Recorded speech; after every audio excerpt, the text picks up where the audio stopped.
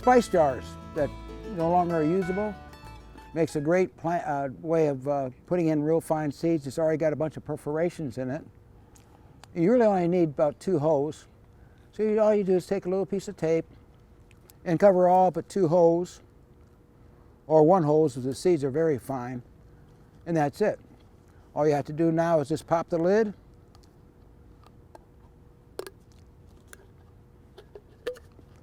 You put your seeds in, put the cap back on, and just go ahead and spread your seeds. If you got some little bit larger seeds, you can just take this little tab that comes up here, and you got for big seeds. Real easy, real simple, and dirt cheap. Wow, that was quick. If you want quick gardening tips, just subscribe below.